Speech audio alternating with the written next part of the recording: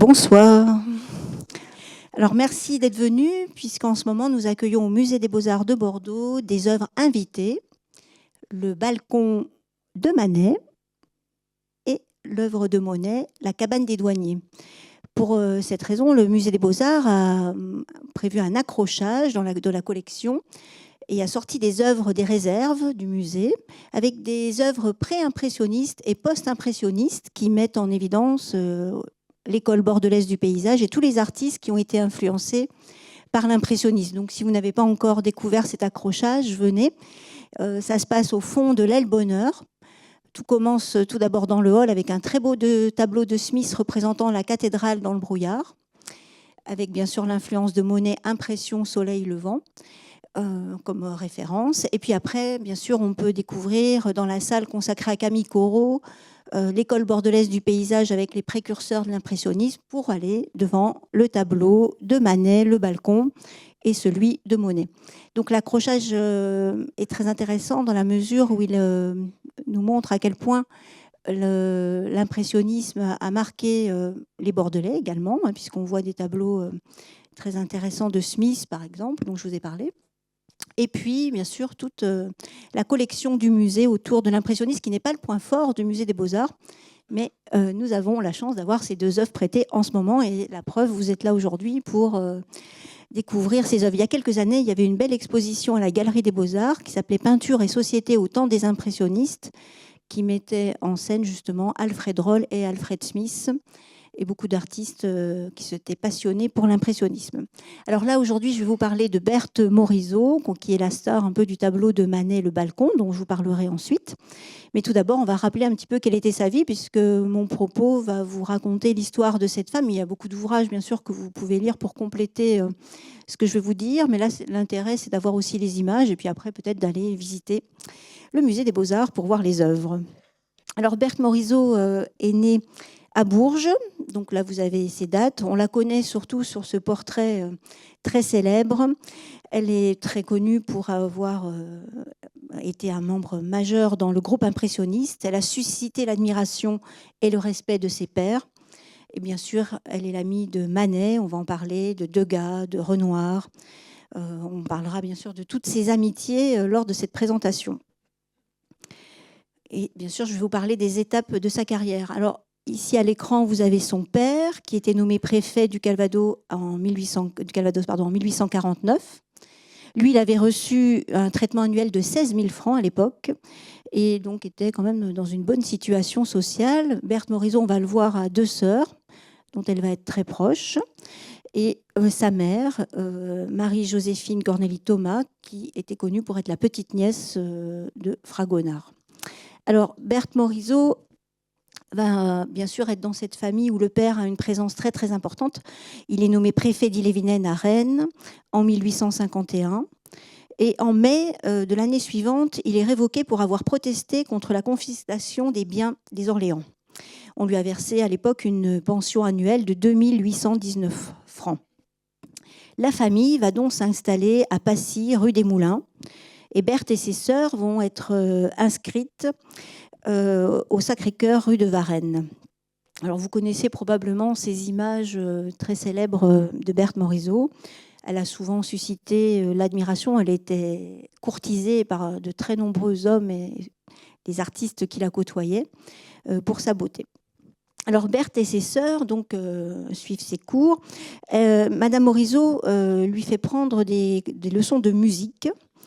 Et c'est lors d'un de ces cours qu'elle va découvrir un tableau d'Ingres, un dessin, et ça va tout de suite beaucoup lui plaire. Donc ça, c'est pour la petite anecdote. Elle est très proche de sa sœur, Edma, et elle va suivre des cours qui étaient très réputés à Paris, les cours Lévy. À l'époque, M. Morisot, en 1855, est secrétaire général du Crédit foncier de France. Berthe Morisot et sa sœur vont prendre des leçons chez Joseph Guichard et des leçons de dessin chez Chocarne. Voilà, donc son père continue son ascension. À l'époque, il est nommé conseiller à la Cour des comptes. Donc chez Guichard, elle apprend beaucoup et c'était un peintre qui avait fait un grand tableau pour l'église d'Auteuil.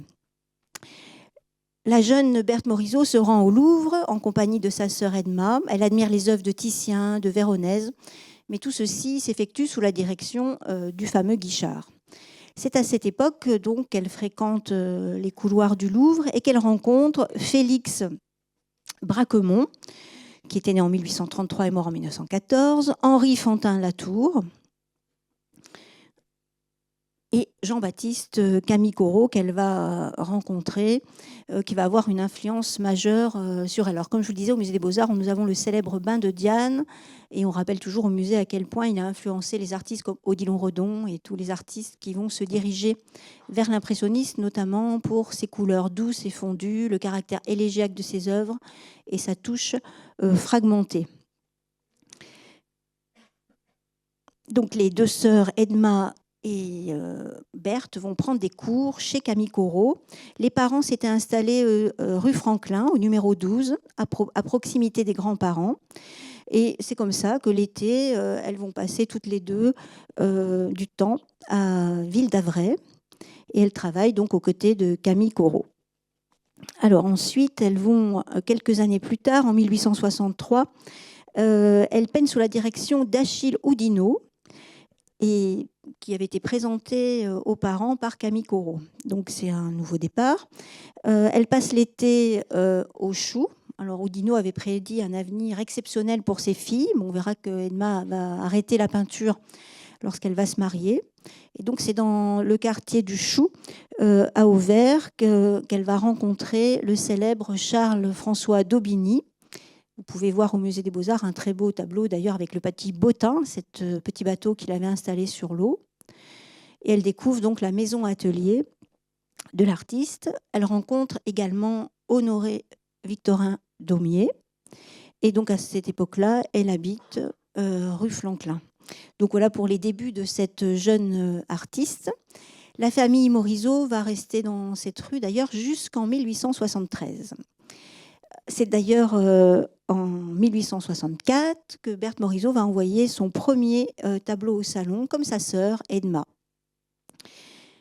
L'été, elle va passer tout son temps à Beuzval, en Normandie, non loin de Deauville, où elle va louer avec sa sœur un moulin, le moulin du peintre Léon Reisner. Et à partir de là, elle va copier des petites notes dans son carnet, elle va commencer à peindre à l'extérieur. Et à son retour, l'artiste va présenter Berthe Morisot à la duchesse Colonna, qui était sculpteur, sous le nom de Marcello. Donc là, vous voyez le fameux moulin. Et voici le portrait donc, que Marcello fera de Berthe Morisot. Marcello, donc, qui était née en 1836 et morte en 1879. Berthe Morisot donc, prend des leçons de sculpture également avec Aimé Millet. Et on peut voir d'ailleurs son visage sur la façade d'un immeuble, 14 rue de la Mégisserie. Alors au dîner, sa mère reçoit Charles Ferry, son frère Jules Ferry, Alfred Stevens, Carolus Durand. Donc pour vous rappeler un peu le contexte de la jeunesse de Berthe Morisot, Rossini. Et dans le jardin de la rue Franklin, elle va donc avoir la construction d'un atelier. Alors, on peut trouver sur Internet des images de l'atelier de Berthe Morisot, mais ce n'est pas forcément celui-ci du début. Et puis, donc, elle peint beaucoup. Elle adore copier les œuvres au Louvre, et on voit bien l'influence dans ses œuvres de jeunesse de Camille Corot, notamment. Elle n'a pas encore trouvé son style. Là, je vous ai mis quelques œuvres de jeunesse. Donc, au Louvre, on sait qu'elle adore copier Rubens et que c'est là qu'elle va rencontrer le célèbre Manet. Voici un portrait donc, où on la voit en 1865. À cette époque, elle figure dès la première édition du dictionnaire biographique des contemporains. Donc, vous voyez, elle est déjà présente. Et elle va exposer en 1866 2 toiles au salon. Et à cette époque-là, sa sœur, donc, qui s'appelait Yves, se marie. avec un Théodore Gobillard, qui sera percepteur plus tard à Quimperlé. Alors, c'est pas lui, hein, parce que là, vous avez Manet devant vous. Ancien officier qui va être blessé grièvement. Et elle rencontre aussi le fameux Manet, Édouard, qui va devenir, bien sûr, pour elle, très, très important dans sa vie d'artiste et dans sa vie familiale, puisque je vous rappelle que je vais vous parler des deux frères Manet, Eugène et Édouard. Donc, au Louvre, les deux sœurs rencontrent Manet, qui a été présenté par Fantin Latour. Et très vite, bien sûr, la jeune Berthe Morisot va devenir la muse de Manet. Alors, Manet a déjà fait scandale avec des œuvres très célèbres, l'Olympia. Je vous rappelle une petite caricature de Cham qui est toujours amusante à voir à l'époque, puisqu'il faut rappeler que Manet, qui rêvait d'être un peintre officiel, va souvent voir ses œuvres refusées au salon, et ses tableaux vont être ridiculisés. Il va être un peintre des avant-gardes malgré lui, hein, parce que lui, il rêvait de peinture, mais évidemment, on sait quand on connaît sa vie que au départ, son père le destine à une carrière bien différente que celle de la peinture. Son oncle va le soutenir et il deviendra marin au départ, parce que le père ne veut pas qu'il devienne artiste. La vie de marin ne va pas lui plaire. Il a le mal de mer et il s'ennuie sur l'eau. Donc finalement, il prendra des cours chez Thomas Couture, un enseignement qui ne va pas le satisfaire, puisque dès la première leçon, Couture lui demande de copier des antiques. Il y aura de virulentes discussions entre les deux hommes, si bien que Couture dira à Manet que s'il veut créer une école, eh bien, il peut prendre la porte et à son tour devenir un maître. Alors Manet, donc, bien sûr, va suivre cette voie, puisqu'il va être un artiste indépendant, mais qui voudra peindre la vie moderne. Et ces tableaux vont surprendre, hein, puisqu'il représentera ses contemporains, avec bien sûr une peinture aussi qui, par l'aisance de sa facture et les couleurs, cette peinture va beaucoup choquer les critiques de l'époque. Alors les caricatures, c'est toujours amusant quand on les voit. On se souvient aussi du scandale du déjeuner sur l'herbe. Alors dans l'exposition, enfin je ne peux pas appeler ça une exposition, dans l'accrochage du musée, on voit aussi en ce moment le beau tableau de Gervex qui représente la belle Marion nue à côté de Jacques Rollat. Et on se souvient du scandale du tableau de Gervex qui représentait une femme nue à côté d'un étagement de vêtements. Donc ici, bien évidemment, on retrouve le même scandale avec le déjeuner sur l'herbe où il est question d'hommes habillés à côté de femmes nues, et ça ne passe pas à l'époque. Hein. Pour le tableau de Gervex, on parlera du chapeau de la débauche, et pour Manet, bien sûr, c'est un véritable scandale avec le déjeuner sur l'herbe. Donc quand Berthe Morisot rencontre Manet, évidemment, c'est un jeune peintre, mais qui a encore beaucoup de doutes, et qui est admiré par de très nombreux proches, mais qui, bien sûr, subit des critiques très sévères quant à sa technique et les sujets qu'il présente. Alors on connaît beaucoup de portraits de Manet et on peut deviner son caractère. Vous connaissez peut-être ces images hein, qui sont très célèbres de Manet.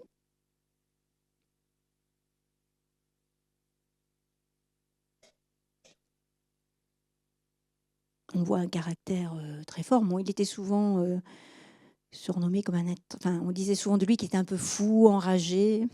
Je vous lirai tout à l'heure un petit passage de Baudelaire. Voilà, dans les journaux, on parle de lui. Et Berthe Morisot donc, va poser pour le fameux balcon, un tableau qui va surprendre les contemporains, alors qu'au départ, Manet part d'un sujet déjà traité au cours des siècles, et notamment par les peintres espagnols, Velázquez, Murillo. Lui, il a eu cette idée de peindre le balcon en se promenant à Boulogne, où il a vu des gens au balcon. Il s'était dit qu'il allait peindre un tel sujet, mais dans son idée, c'est de reprendre le tableau très célèbre de Goya, Las Maras en el Balcón, où il est question aussi de ce grand balcon, de deux femmes en blanc qui se détachent sur un fond noir avec deux hommes à l'arrière. Ici, on n'est pas du tout dans une scène de genre, hein, c'est ce qui justement ne passera pas au niveau du public contemporain. Manet représente ses amis, il a 36 ans, il représente ses amis qui ont entre 21 et 27 ans. Et ce qui ne passera pas, c'est la frontalité du sujet, le fait qu'on ne voit pas finalement l'extérieur, on voit juste les personnages au balcon. Et puis les couleurs que choisit Manet, le vert, tout le monde parlera du vert de ce tableau avec le balcon, les persiennes. Les couleurs primaires avec le rouge, le jaune et le bleu, la fameuse cravate bleue, tout le monde parlera de cette cravate qui est vraiment très très bleue, un bleu électrique. Et puis on parlera aussi des éléments du tableau, comme le petit chien au premier plan, Ténérife, qui fait référence au tableau de Goya, la duchesse d'Albe, qui est accompagnée d'un petit chien. Certains ont parlé dans le tableau du fameux peau d'Hortensia en y voyant un memento mori, une vanité. Donc c'est un tableau qui a fait discuter à tous les niveaux pour la technique, puisque la robe de Berthe Morisot est traitée avec des grandes marques laissées avec le pinceau. Et puis on lui reproche les contrastes trop forts entre le blanc et le noir qui va être sa couleur de prédilection dans sa peinture. Donc le registre qu'il a choisi est plutôt celui de Courbet. On se souvient du scandale d'un enterrement ornant, donc ça ne va pas du tout passer, en fait, ce tableau.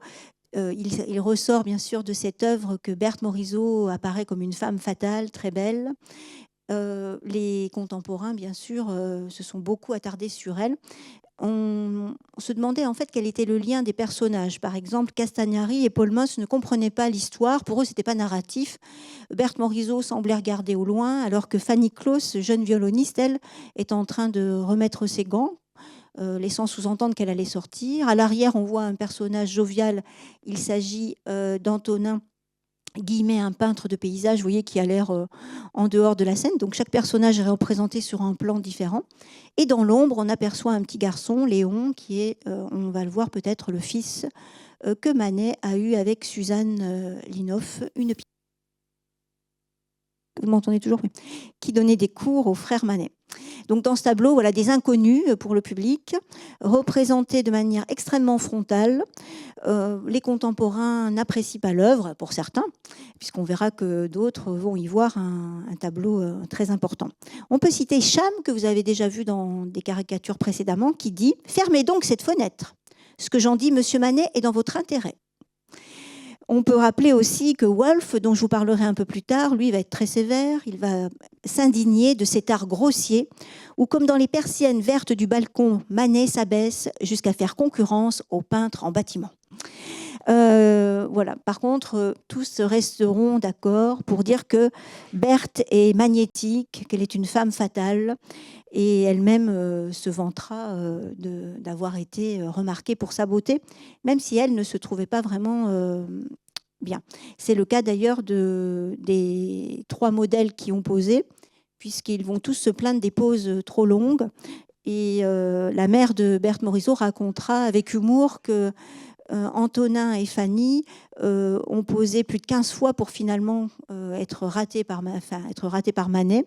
Et elle dira que Fanny Claus était atroce et que tout le monde avait dit en posant que c'était bien, parfait, parce qu'ils en avaient assez de poser pendant des heures debout devant Manet qui n'était jamais satisfait. Donc il y a toutes les anecdotes évidemment au sujet de ce tableau, mais ce qui ressort, c'est que Berthe deviendra la muse de Manet et qu'elle sera donc très fréquemment représentée par l'artiste.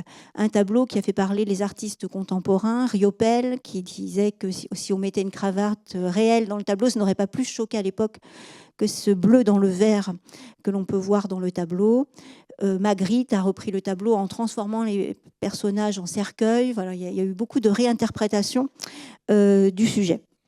Alors, dans le balcon, donc, évidemment, on devine toute la beauté et la grâce de Berthe Morisot, qui vient de rencontrer Manet. Alors, dans une lettre d'ailleurs à Fantin, Manet parle des sœurs Morisot qu'il vient de rencontrer. Mais à l'époque, il n'était pas encore vraiment ami avec elle. Il s'était permis de l'humour. Il avait dit « Je suis de votre avis, les demoiselles Morisot sont charmantes. C'est fâcheux qu'elles ne soient pas des hommes. Cependant, elles pourraient, comme femmes, servir la cause de la peinture en épousant chacune un académicien et en mettant la discorde dans le camp de ces gâteux. » Donc, Manet vient à peine de connaître Berthe et voilà, il plaisante à son sujet. Alors Berthe, elle va dire, au sujet de Manet, « Ces peintures produisent comme toujours l'impression d'un fruit sauvage, ou même un peu vert. Elles sont loin de me déplaire. Je suis plus étrange que laide. Alors elle parle du tableau. Hein. Il paraît que l'épithète de femme fatale a circulé parmi les curieux. Donc vous voyez, elle ressort que bien sûr on l'a remarqué lors de la présentation de l'œuvre. Alors Manet va être défendu par Zola, hein, et d'ailleurs on se rappelle du très célèbre tableau qu'il a peint de lui. Zola qui qualifiait l'artiste de régénérateur. Mallarmé aussi dira qu'il était le seul homme qui ait tenté de s'ouvrir à lui et à la peinture une voie nouvelle. Cézanne, qui n'avait pas de sympathie pour Manet, reconnaissait qu'il avait apporté un état nouveau de la peinture. Et on peut citer bien sûr dans les commentaires de l'époque Gauguin, qui disait que la peinture, enfin dans les commentaires qui vont être faits sur l'œuvre de Manet, la peinture commence avec Manet. Alors Baudelaire, lui, va parler justement de Manet en disant « Monsieur Manet, que l'on croit fou et enragé, est simplement un homme très loyal, très simple, faisant tout ce qu'il peut pour être raisonnable, mais malheureusement marqué de romantisme depuis sa naissance. » Donc, vous voyez, il suscite beaucoup de commentaires, autant que ses œuvres. Alors, je vous avais parlé dans le tableau du petit garçon qu'on voit à l'arrière. On le voit dans un autre tableau de Manet, au premier plan. Donc, c'est Léon. Alors, ce Léon, il a beaucoup fait parler. Il s'appelle Léon Coëla, mais il est probablement le fils que Manet a eu avec Suzanne. Donc pianiste, ami de Fanny Claus que vous avez vu dans le tableau. Alors, je vous montre un tableau du père de Suzanne.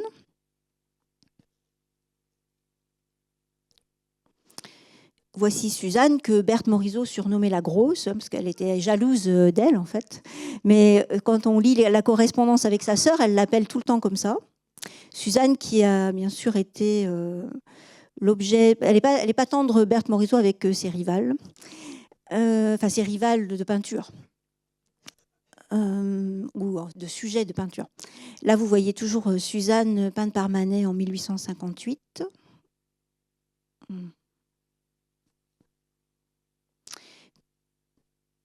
Donc, vous voyez, je vous ai mis le petit passage où elle l'appelle la grosse, hein, je ne l'ai pas inventé. Et donc, Manet on sait qu'il sera infidèle à son épouse. Et bon, que ça se... Enfin, Berthe le savait très bien. Voilà. Manet a beaucoup de doutes dans sa jeunesse. Hein, on sait qu'il cherche sa voie douloureusement, mais que lui conçoit justement la sincérité dans son travail. Il veut qu'elle soit la plus absolue. Être soi-même, hein, c'est son ambition. Donc pour lui, l'art est l'écriture de la vie. Donc c'est un peintre qui ne veut pas renverser l'ancienne peinture, mais qui veut exprimer le monde tel qu'il le voit, la vie moderne.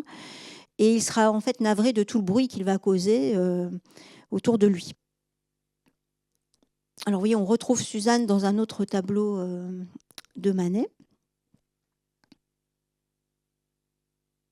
Et puis le Léon, hein, qui apparaîtra souvent dans les tableaux. Alors au départ, cet enfant, il est caché, enfin, en tout cas aux amis, puisque la relation elle-même est cachée parce que Manet ne veut pas avouer à son père qu'il fréquente la pianiste Suzanne. Donc ses amis seront très très tard au courant de cette liaison. Et ce n'est qu'après la mort de son père qu'il va officialiser donc sa relation avec Suzanne. Et le petit Léon est souvent présenté comme le frère de Suzanne. Il sera déclaré sous le nom de Léon Coëla et appelé après Léon Linoff. On le voit dans de nombreux tableaux de Manet. Vous devez connaître probablement ses œuvres. Hein, je les ai mises ici pour vous donner une idée un peu du nombre de tableaux qui le représentent. Ce sont des tableaux soit pas connus ou très connus comme celui-ci.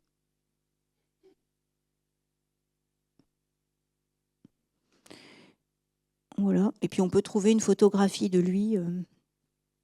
Voilà. Alors revenons à Berthe. Donc au départ, dans sa jeunesse, vous voyez, elle fait beaucoup de tableaux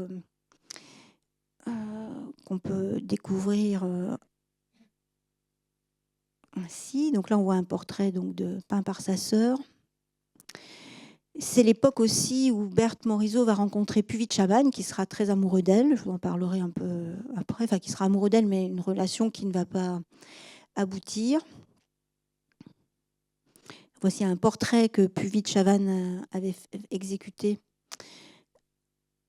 de Berthe. Voilà donc des portraits de cette époque-là. On retrouve Suzanne au chat. Vous voyez, donc c'est vraiment des portraits qui replacent un peu le contexte des personnes voilà, que va rencontrer Berthe Morisot au départ, de la famille Manet, donc Madame Manet, qui ne l'acceptera pas tout de suite, on va le voir.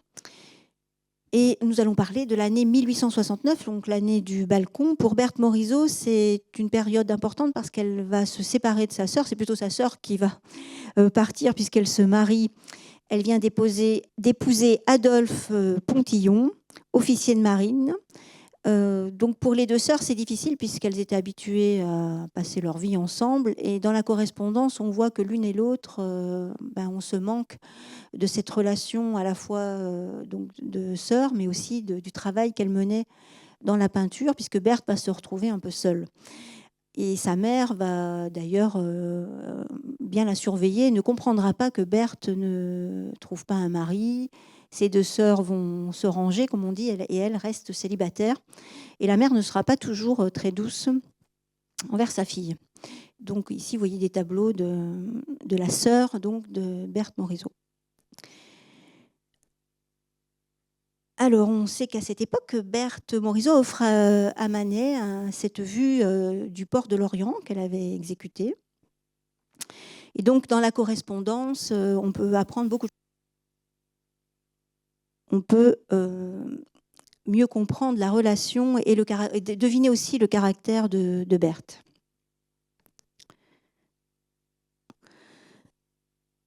Alors, le tableau du balcon est présenté en 1869. En 70, Berthe Morisot a présenté 2 toiles au salon. Alors 70, bien sûr, c'est l'époque du siège de Paris. Berthe séjourne à Passy auprès de ses parents. Elle souffre à l'époque d'une pneumonie et elle va être victime de plusieurs évanouissements. Et puis elle ne peut pas peindre. Bien sûr, les événements font que beaucoup d'artistes à cette époque vont même devoir quitter la ville. Donc elle, pendant la Commune, elle va rester à Passy. Et donc c'est quand même sa vie qui est bouleversée et ça on le sent dans sa correspondance. Pour soulager donc la tristesse causée par le départ de sa sœur et les événements, elle va fréquenter de plus en plus Manet, qui lui demande de poser pour elle dans son atelier de la rue Guyot. Elle avoue à sa sœur en 1869 « Je lui trouve décidément une charmante nature qui me plaît infiniment ». Alors, ce qui est intéressant, c'est qu'ils sont totalement opposés. Manet est réputé pour être un homme d'amitié, d'ouverture, et elle plutôt une jeune fille qui est dans la solitude, l'introversion. On dit que lui est spontané, radieux, qu'il dégage une lumière solaire, alors que Berthe, elle est plutôt réservée, ténébreuse, et qu'elle a une aura de mystère. Mais lorsqu'il mourra, elle dira « Je n'oublierai jamais les anciens jours d'amitié et d'intimité avec lui, alors que je posais pour lui, et que son esprit si charmant me tenait en éveil pendant ces longues heures. » Voilà. Alors ici, vous voyez un tableau peint par Manet qui représente une jeune femme dont elle sera jalouse. Berthe Morisot va fréquenter Manet au salon, et au salon de 1869, elle dit « J'ai trouvé Manet, le chapeau sur la tête, en soleil, l'air ahuri qui m'a prié d'aller voir sa peinture parce qu'il n'osait pas s'avancer. Jamais je n'ai vu une physionomie si expressive. Il riait, il avait l'air inquiet, se rassurant tout à la fois que son tableau était très mauvais et qu'il aurait beaucoup de succès. » Donc dans ce passage, on comprend les doutes de Manet, qui ne sait pas encore, bien sûr, quelle va être sa carrière.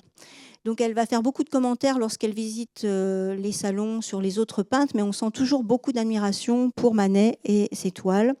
Et il y a une petite anecdote, à un moment donné, elle vagabonde dans le salon et Manet elle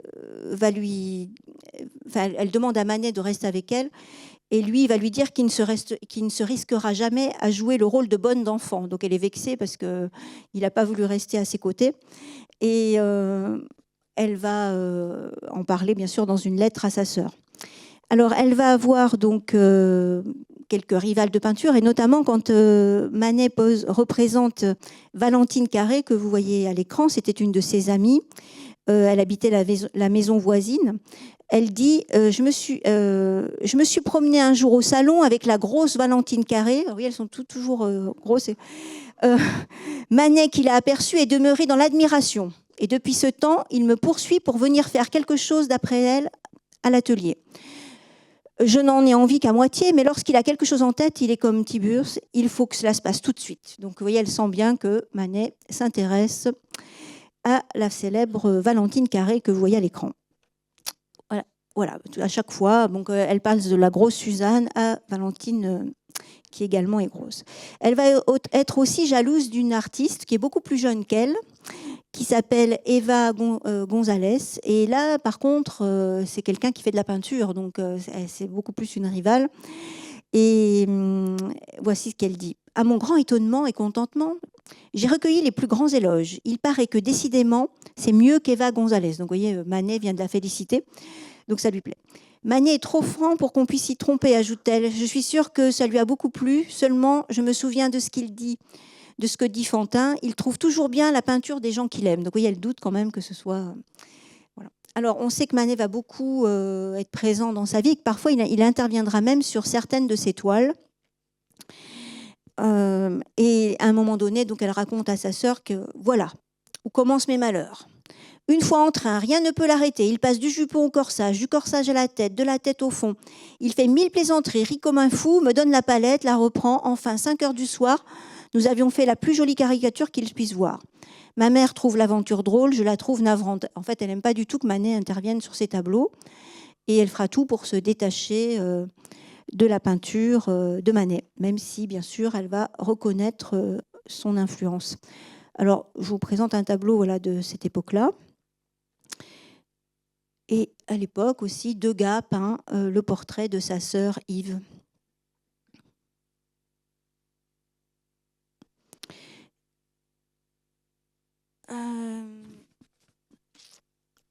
Voilà, alors nous sommes en 1870. Manet va peindre ce célèbre portrait de Berthe Morisot. Et puis Berthe, elle, va aussi peindre sa sœur au balcon. Tout ça pour vous dire qu'il va exister un chassé-croisé d'influences mutuelles, d'emprunts parfois imperceptibles de Manet à Morisot et inversement. Hein, puisque vous voyez ici, vous avez vu le tableau de Berthe, représentant Edma de profil au balcon, et on voit dans le chemin de fer Édouard Manet, qui représente aussi ce sujet. Donc voici des tableaux comme intérieur, qui a été admiré à l'époque. Et puis on peut citer cette vue que va réaliser Berthe Morisot depuis les hauteurs du Trocadéro. Elle n'était pas contente de son travail. Hein. Elle disait, comme arrangement, ça la ressemble à du Manet. Je m'en rends compte et je suis agacée. Voilà. Donc vous voyez, elle faisait tout pour se détacher. Et Manet, lui, avait peint donc ce tableau à l'époque. Alors au début de l'année 72, l'atelier, on sait que l'atelier déjà de Berthe Morisot a été endommagé par la guerre. Et à cette époque, Manet, lui, est déprimé parce qu'il y a eu les dégâts de la guerre et il est atteint de la syphilis, il n'arrive plus à travailler. Et au début de l'année 72, donc, Stevens va présenter les œuvres de Berthe Morisot au marchand Durand-Ruel, qui était venu dans l'atelier de Manet, qui va lui acheter 22 toiles. Et Morisot va demander à Manet donc de montrer un de ses paysages en bord de mer. Donc, je vous rappelle un peu le cadre de Durand-Ruel, le marchand, qui achetait beaucoup d'œuvres à Monet. Et voici le fameux tableau, l'entrée du port de Cherbourg. Durand-Ruel va beaucoup s'intéresser au fameux berceau et au portrait de la sœur de Berthe Morisot. Voilà, alors le berceau, ça marque vraiment une étape importante dans la vie de Berthe Morisot, parce qu'à partir de là, sa façon de peindre va être très, très remarquée, notamment pour les blancs qu'elle va utiliser dans ses œuvres. Voilà, et c'est à cette époque que Manet va peindre le célèbre tableau de Berthe au bouquet de violettes. Voilà. Alors, en 1871, c'est la naissance de la sœur, de la fille, de Berthe. Vous voyez plusieurs tableaux. D'Edma, pardon. Désolée, à force, je mélange un peu tout.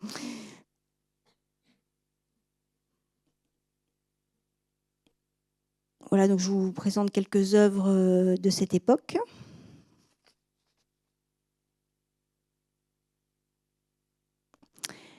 Voilà, donc les tableaux de Monet, cette fois représentant Berthe.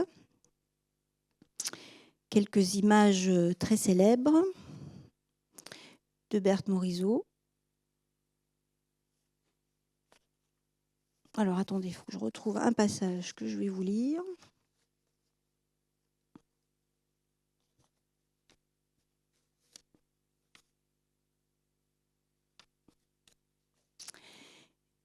Alors, après ce voyage, donc, le critique Zacharias Struck va rencontrer Berthe Morisot. Elle fait beaucoup de séjours à Maurecourt. On verra de nombreux tableaux. Vous avez ici le portrait très célèbre de Madame Boursier et de sa fille. Voilà, des vues de la plage, le fameux tableau. Et surtout au salon de 1873, ça a été assez houleux à cette époque, puisque les artistes se sont vus souvent refuser leur tableau, et ils vont se plaindre du choix des conservateurs du jury. Et Berthe Morisot, justement, elle va avoir une seule œuvre acceptée à cette époque, c'est justement le portrait de Blanche. Donc les peintres vont réagir. Et à l'époque, donc Monet, Pissarro, Sisley, Degas vont signer une charte le 27 décembre 1873, dans l'idée d'organiser donc une coopérative. Ce sera la Société des artistes français qui prendra plus tard, le nom de Société anonyme des artistes peintres, sculpteurs et graveurs, à laquelle Berthe Morisot va adhérer. En dépit des conseils de son ami Puvis de Chavannes, qui lui disait qu'il ne fallait surtout pas aller dans cette voie. Mais Berthe Morisot va vraiment se joindre au groupe. Donc en 1874, c'est vraiment une année importante. Alors tout d'abord, Berthe Morisot rencontre Stéphane Mallarmé dans l'atelier de Manet. Il va devenir son ami. Elle a vendu donc la fameuse jetée à Durand-Ruel, le fameux berceau, dont Ruel demandera 1500 francs lorsque l'œuvre sera présentée à Londres. Donc c'est à l'époque que le fameux marchand achète le fameux tableau que je vous ai présenté tout à l'heure, Madame Boursier et sa fille. Voilà. Et donc c'est aussi à cette époque que sont venus des tableaux très très importants comme celui-ci de Manet. Elle fait un séjour à Fécamp, où elle va peindre des tableaux qui seront très célèbres.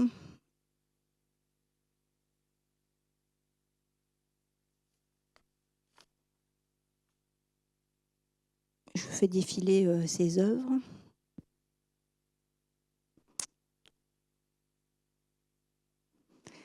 Et on voit une œuvre d'Édouard, vous avez vu l'œuvre d'Édouard Manet et Berthe Morisot, donc pour vous montrer un peu les sujets qui se retrouvent.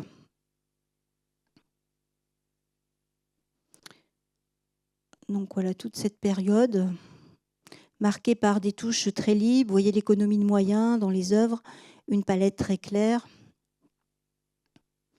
Donc c'est dans une villa qu'elle logeait. Mais à cette époque, son père est malade et il va demander à prendre sa retraite alors qu'il est doyen de la 3e chambre de la Cour des comptes. Et il meurt le 24 janvier 1874. Donc Berthe Morisot porte le deuil. Manet, d'ailleurs, fera plusieurs portraits d'elle. Et c'est le moment où elle abandonne l'idée d'épouser Puvis de Chavannes, qui la courtisait. Alors rappelons que Puvis de Chavannes a fréquenté Berthe Morisot, mais la famille de Berthe Morisot est contre cette relation.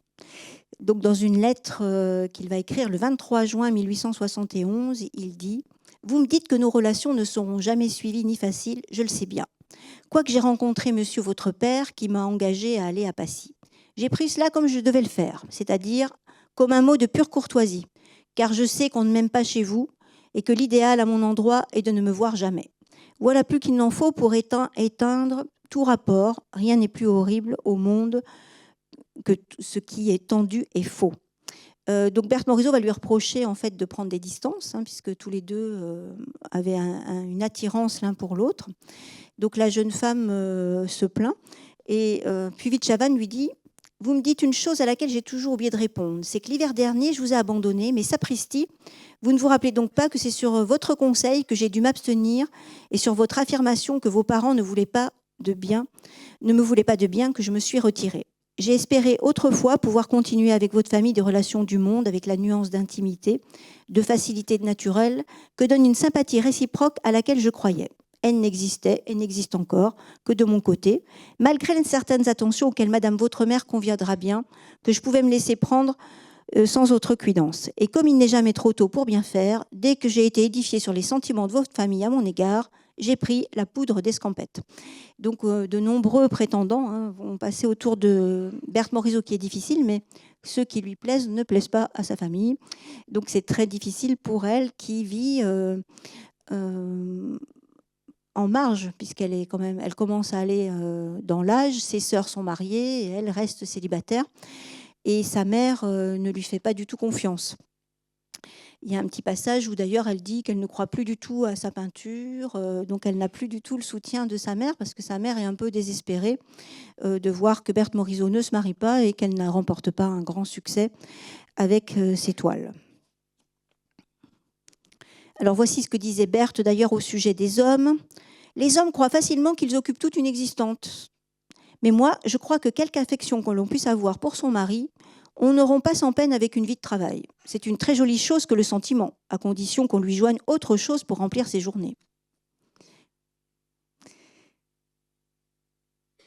Voilà, alors comme vous l'avez compris, pour Berthe, en 1874, ce qui est beaucoup plus important, c'est l'exposition des impressionnistes, puisqu'elle est présente parmi tous ces peintres, dont, alors là, j'ai mis la liste... bien évidemment, de tous les artistes qui exposaient à cette époque-là. Et bien évidemment, il y a toujours des caricatures à l'époque. Et oui, on a peur, on recule. Qu'est-ce que vous faites là? On m'a dit qu'il y avait beaucoup de talent dans ce tableau. Je regarde si on n'a pas exposé du mauvais côté. Voilà, et puis venez au Musée des Beaux-Arts relire le texte de Leroy dans le Charivari qui, bien sûr, se moque des impressionnistes. Alors Berthe Morisot, elle expose 9 numéros, dont Cache-Cache, qui avait été prêté par Manet parce qu'elle lui avait offert. C'est ce tableau-là. Le berceau, voilà. Donc elle présente des tableaux très célèbres. Enfin, qui deviendront célèbres après. Alors, il faut rappeler un peu que le travail de Berthe Morisot n'est pas toujours admiré à l'époque, puisque je vous lis quelques commentaires des contemporains. Jean Prouvaire. Loin des coulisses, mademoiselle Berthe Morisot nous conduit dans les prés mouillés par la rosée marine. Dans ses aquarelles comme dans ses peintures à l'huile, elle aime les grandes herbes où s'assied un livre à la main, quelques femmes auprès d'un enfant. Elle confronte l'artifice charmant de la Parisienne au charme de la nature. Bon, alors là, c'est pas trop méchant. Louis Leroy. Parlez-moi de mademoiselle Morisot. Cette jeune femme ne s'amuse pas à reproduire une foule de détails oiseux. Lorsqu'elle a en main à peindre la lecture, elle donne autant de coups de brosse en long qu'il y a de doigts. Et l'affaire est faite. Les niais qui cherchent la petite bête dans une main n'entendent rien à l'art impressif. Et le grand Manet les chasserait de sa République. Léon Laura va dire que dans ces tableaux, on voit des jeunes femmes en chemise se mirant dans leur glace, des objets semblables. Mais ayez le courage de les peindre jusqu'au bout. Une ébauche ne sera jamais qu'une ébauche. Roger Balu, qui avait critiqué le tableau de Gervex, dit « Quel dommage que mademoiselle Morisot se soit égarée parmi les impressionnistes. Les études premières manquent, le dessin fait défaut. Mais il y a des œuvres exposées, mais il y a parmi les œuvres exposées un tact et un sentiment de la couleur qui ne peuvent se nier. Les blancs sont d'une qualité charmante. » Voilà. Et après, donc, certains vont dire « Une femme peintre s'est fourvoyée dans ce cénacle. » Quant à la muse du cénacle impressionniste, mademoiselle Berthe Morisot, elle a le bon esprit de se montrer parfois moins déraisonnable que ses camarades en culotte. Bon, alors bien sûr, certains admirent son travail. On peut parler bien sûr de Zola. Alors Zola, il soutient toujours Manet, donc forcément. Je ne puis pas également donner que quelques lignes à mademoiselle Berthe Morisot, dont les toiles sont d'une couleur si fine et si juste.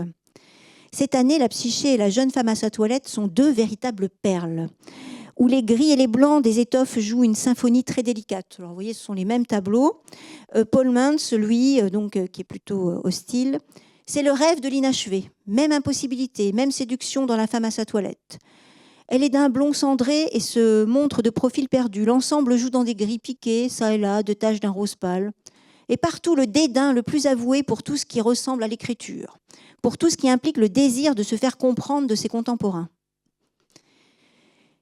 Alors un autre contemporain, Claude Bienne, dit « Madame Berthe Morisot exprime ce qu'elle a éprouvé intensément. » Alors lui, il est positif, c'est la joie de vivre, son œuvre est toute claire, toute nacrée, toute chatoyante. Alors, bien sûr, Louis Leroy, qui avait écrit ce fameux texte dans le Charivari, dit « Madame Berthe Morisot, il ne dépendrait que d'elle de sortir de l'impression. Sa palette a des finesses incontestables. On sent chez cette dame un tempérament de coloriste. Mais son amour du plein air lui interdit les valeurs un peu montées. Tout se passe chez elle en sous-entendu, en demi-teinte, en préparation. Elle se regarderait bien d'accentuer une figure, et cela ferait tomber dans la banalité, et le maître serait mécontent. » Voilà, donc il y en a beaucoup d'autres, hein, mais Berthe Morisot, voilà, elle est comme Manet, c'est-à-dire qu'elle a à la fois suscité l'admiration ou le dégoût avec ses œuvres. Alors en 1874, donc elle fait un séjour à Fécamp, et c'est là qu'elle va être courtisée par le frère de Manet, Édouard, donc Eugène, va s'intéresser à elle. Alors voici ce que dit Dominique Bonnat dans son ouvrage très célèbre sur Berthe Morisot. Comme ses frères, Eugène est très séduisant. Grand et mince, il a cependant une petite santé. Il manque de carrure. À 42 ans, son dos est déjà voûté. Mais c'est un Manet. Il participe à sa manière de cette atmosphère particulière qui fait le charme de la famille. Un mélange de bonne éducation et de bohème, de principes bourgeois et de style artiste, de convention et d'audace. Si Gustave a posé pour le jeune homme en costume de Marot, Eugène a prêté sa longue silhouette à l'un des personnages de premier plan de la musique aux Tuileries. Au milieu des contemporains tels que Baudelaire, Offenbach, Fontaine de la Tour et Théophile Gautier. Pour le déjeuner sur l'herbe, en dépit de la divergence des témoignages, si l'on en croit Antonin Proust, les deux frères auraient posé alternativement pour le personnage de droite au profil barbu et à la main tendue. Si Eugène a vraiment posé, Édouard a foncé sa barbe pour éviter, croit-on, qu'on assimile le modèle à un autoportrait. Tandis que Gustave est brun, Eugène et Édouard ont la barbe et les cheveux d'un blond roux. À moins qu'Édouard Manet n'ait préféré renforcer sur la toile la couleur qu'il prise par-dessus tout. L'été 1873, au cours de vacances en famille, à Berck-sur-Mer, Eugène pose sur la plage.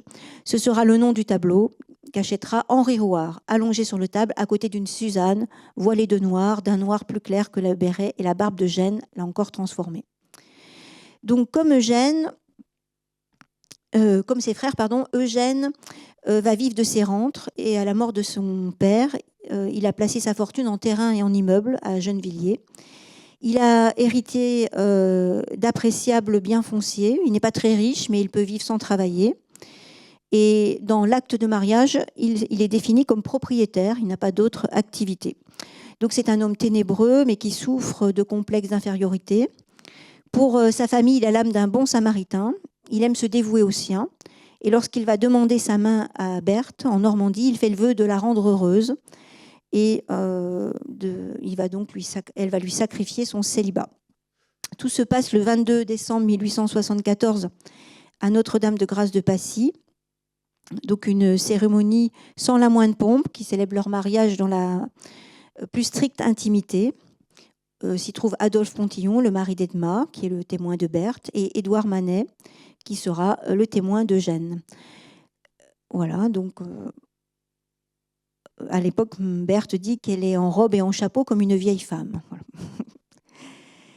Voilà. Donc la déclaration, elle avait été faite l'été 1874, et Eugène lui avait dit « Je serais bien embarrassée de faire un vœu, aussi à vous pourtant, oui, celui de vous rendre la femme la plus adulée, la plus choyée de la terre. » Et il va tenir sa parole puisqu'il va s'occuper d'elle et de sa carrière. Voici ce que Berthe écrit à son frère. « Moi, je suis mariée depuis 1 mois déjà. C'est étrange, n'est-ce pas? Enfin, je ne dois pas me plaindre puisque j'ai trouvé un honnête et excellent garçon et qui je crois m'aime sincèrement. Je suis entrée dans le positif de la vie après avoir vécu bien longtemps de chimères qui ne me rendaient pas bien heureuse. Et cependant, en pensant à ma mère, je me demande si j'ai bien fait mon devoir. » Alors le frère, lui, il n'aimait pas trop Eugène. Hein. Vous voyez, il disait qu'il avait une dose de paresse, un manque absolu d'énergie immédiate. Et Madame Morisot, voilà, elle trouve qu'il ressemble trop à son frère Édouard.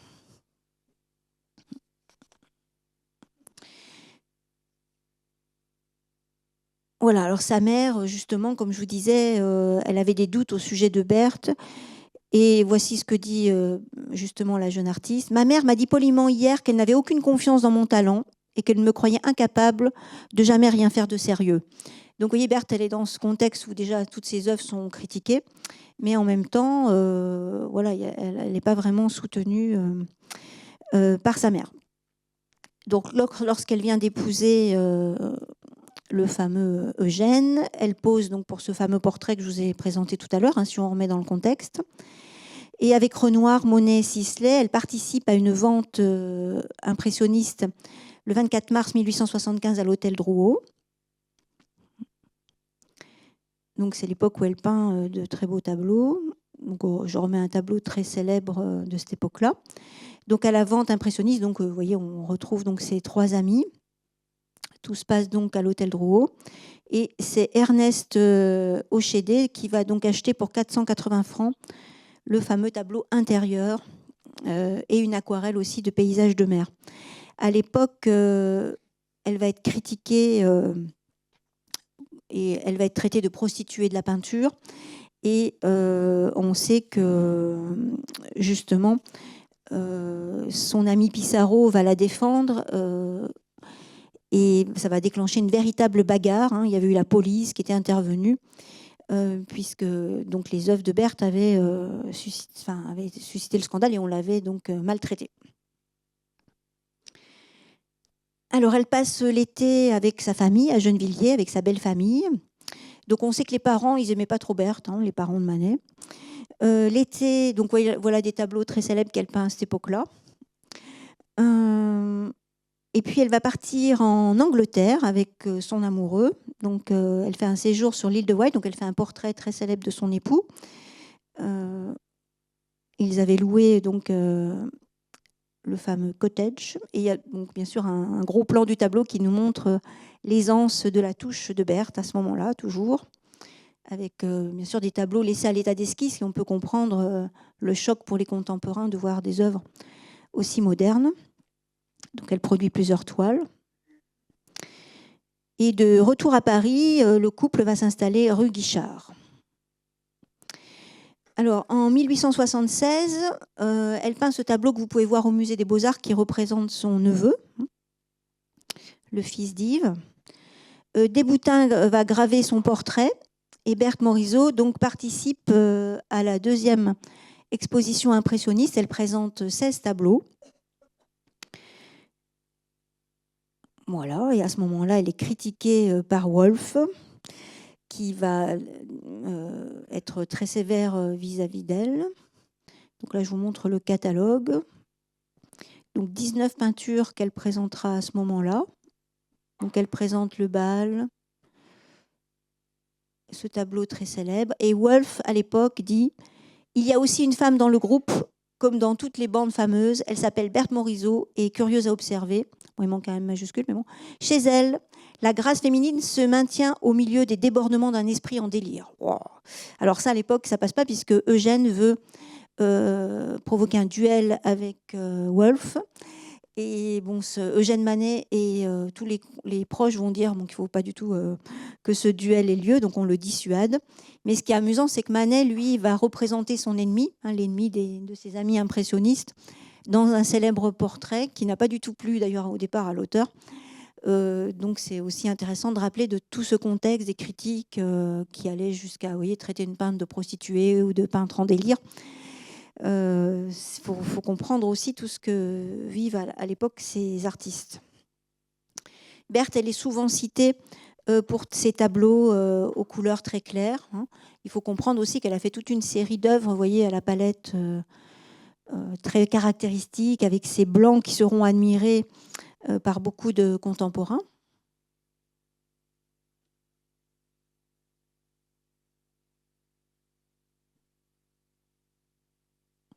Donc, ce qui fera bien sûr dans toute cette série, c'est le traitement des blancs, hein, d'ailleurs, qu'on l'on peut aussi admirer dans l'œuvre de Gervex au Musée des Beaux-Arts avec Rolla, où il y a ce magnifique lit blanc avec les tissus blancs et la lumière artificielle et la lumière du jour. Et une des œuvres les plus célèbres aussi de ce moment-là est ce célèbre paysage. Voilà, qui est bien sûr très intéressant. Alors, à cette époque aussi, un événement, c'est la mort de sa mère, le 15 décembre, et à partir de là, elle va s'installer au 9 avenue d'Eylau. Elle participe encore aux expositions des impressionnistes, puisqu'elle y participera à toutes, sauf à celle qui suivra la naissance de sa fille, Julie. Donc, elle est en passe de devenir une figure de proue du groupe impressionniste, en même temps que l'américaine Mary Cassatt, qui est venue vivre à Paris. Et elle est quand même très critiquée, mais Mallarmé, et bien sûr tous les artistes dont je vous ai parlé et écrivains vont quand même la soutiennent. Voilà. Elle présente 12 œuvres, donc à la 3e exposition. Et puis un événement bien sûr marquant dans sa vie, c'est la naissance de sa fille Julie, le 14 novembre 1878. Elle va être baptisée par l'abbé Huel, ami de la famille des Manet. Je vois que certains sourient. Et vous avez donc des photographies peu nombreuses de la famille Manet, Eugène et Berthe. Et puis elle va exécuter plusieurs tableaux où elle représentera son mari et sa fille.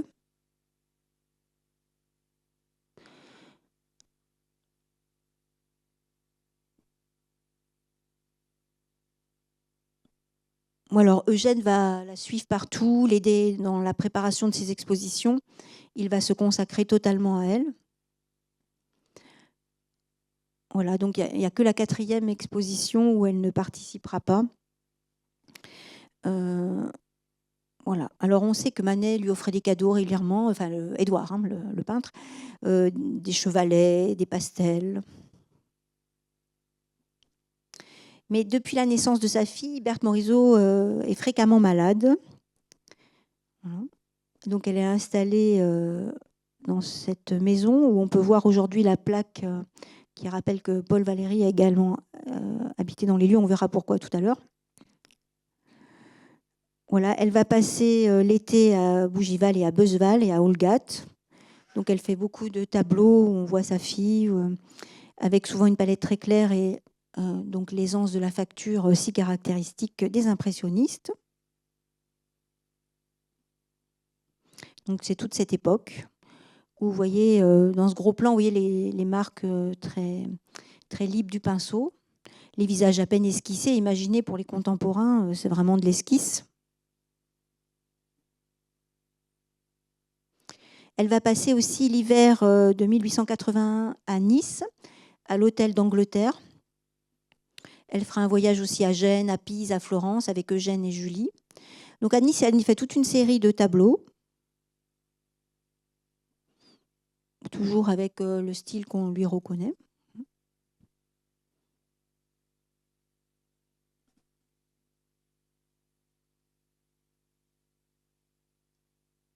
Voilà, donc je fais défiler un petit peu les œuvres. Bon, certaines sont un peu plus surprenantes.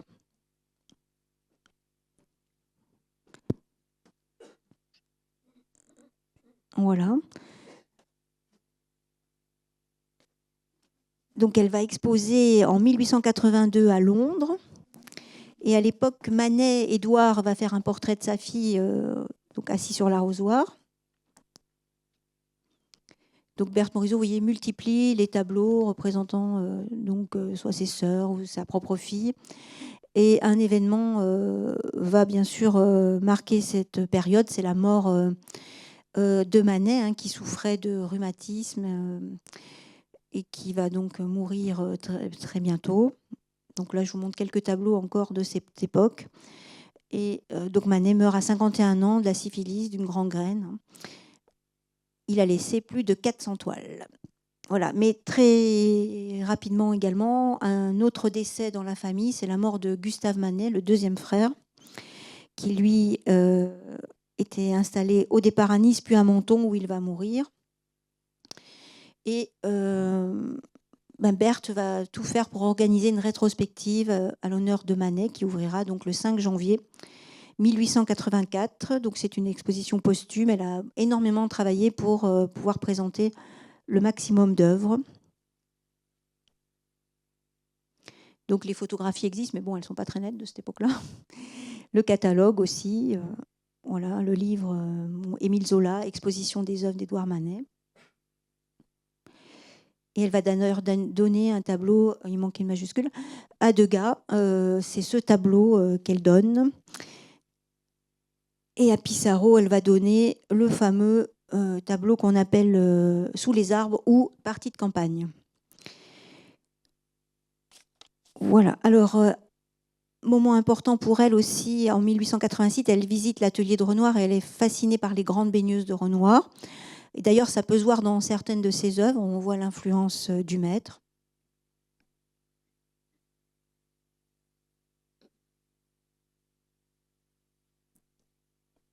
Je fais défiler les toiles correspondant à cette période.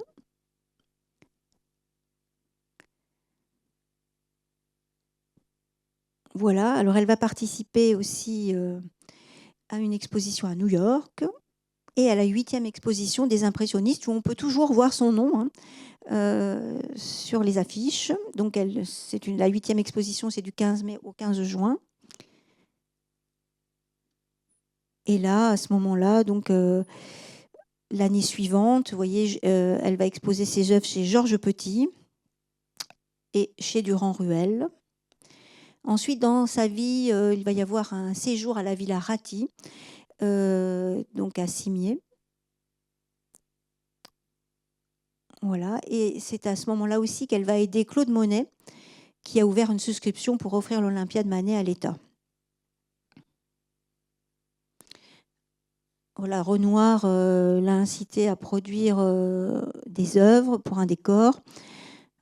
Et à cette époque, elle visite avec Marie Cassatt l'exposition des maîtres japonais. Et cette visite va les marquer, mais surtout Marie Cassatt, qui va être fascinée par le japonisme.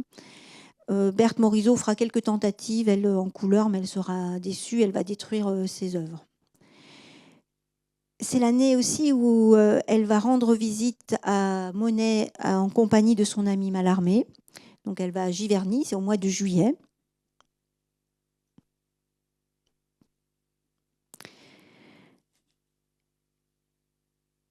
Et elle verra un article qui lui sera consacré par Théodore Wieseva dans L'art dans les deux mondes. C'est une époque aussi importante puisqu'il y a un changement de... Elle va découvrir avec Eugène, en se promenant, une propriété donc à Jusier, la propriété du Ménil. Ils vont l'acheter au mois d'octobre 1891, donc une très belle demeure au milieu d'un superbe parc. Bon, les photographies voilà, de l'époque existent et les tableaux, bien sûr, de Berthe à ce moment-là. En 1892, elle va décliner une invitation pour exposer à Bruxelles. Et c'est l'époque où elle peint le fameux flageolet. Elle fait des lithographies qui restent célèbres. Et c'est l'époque aussi où Renoir va faire le célèbre portrait de sa fille Julie.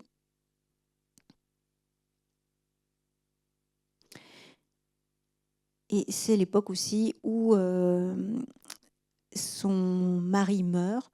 Donc elle va faire de Mallarmé le tuteur de son enfant.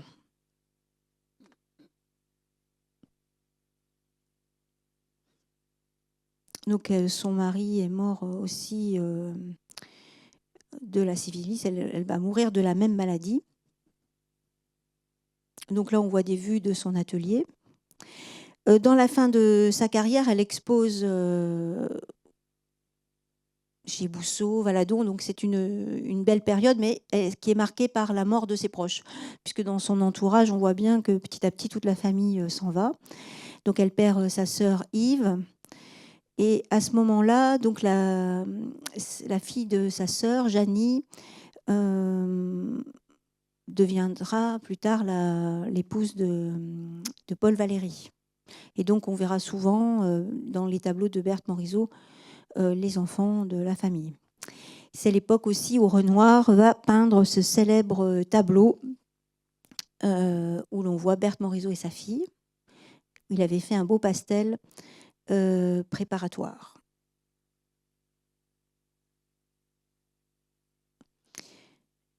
En 1893, Berthe Morisot rend visite encore à Monet et c'est là qu'elle découvre la série des cathédrales.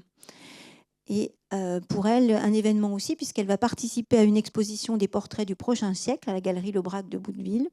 Et elle y présente 7 autoportraits, à côté des portraits de Van Gogh, Manet, Cézanne. En 1994, elle expose 4 toiles à la Libre Esthétique à Bruxelles.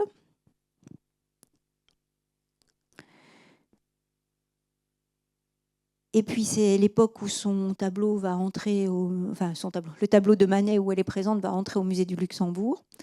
Et elle va tout faire pour acheter le tableau de Manet.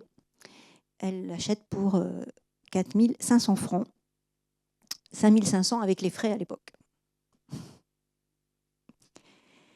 Et son ami Mallarmé va tout faire pour que ce célèbre tableau intègre la collection aussi du musée. Et pour la fin de carrière de Berthe Morisot, c'est toute une série de tableaux qui représentent souvent Julie ou les filles de la famille. Donc elle fait énormément de toiles sur sa fin de carrière. Mais elle est souffrante. Elle a fait aussi cette sculpture. On sait que Monet va lui faire rencontrer Rodin. Donc vous connaissez toutes ces œuvres où elle présente Julie, qui devient son sujet de prédilection à la fin de sa vie. Donc elle représente ses nièces, sa fille, voilà, de nombreux tableaux. On voit bien que pour elle, le sujet féminin est le sujet de prédilection est souvent des jeunes femmes.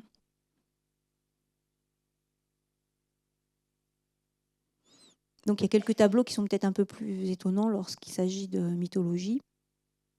Mais sinon, voilà, certaines œuvres font bien sûr penser à Renoir.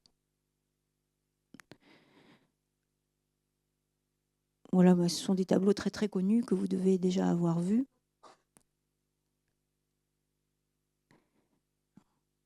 Voilà, on retrouve toujours Julie qui est le sujet, avec son petit chien, qu'on retrouve dans une photographie d'ailleurs. Et puis des autoportraits avec sa fille, il en existe plusieurs. Bon, là, j'ai mis beaucoup d'œuvres comme ça pour rappeler l'importance de sa production.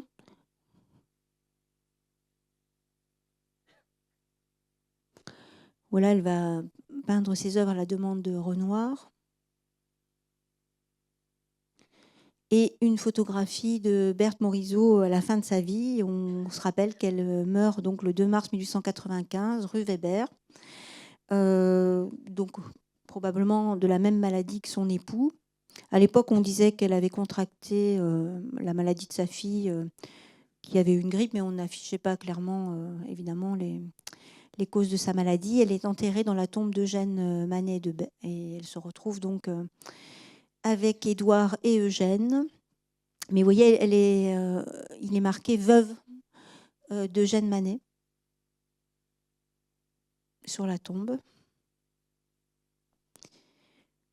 Voilà, donc Manet qui a été l'objet de nombreuses caricatures. Bien sûr, pour découvrir toute la vie de Berthe Morisot, il faut lire sa vie, toutes ses lettres. Alors, il y a eu des livres, des ouvrages sur sa correspondance et de nombreux ouvrages qui racontent sa vie, énormément de catalogues d'expositions.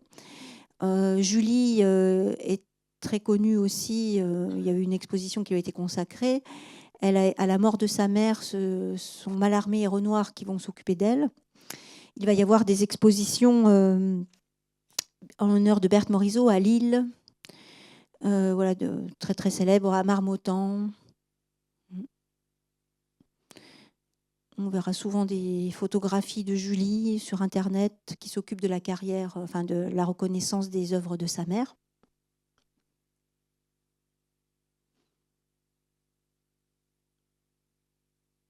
C'est toujours touchant de voir ça parce que c'est toute la vie qui défile.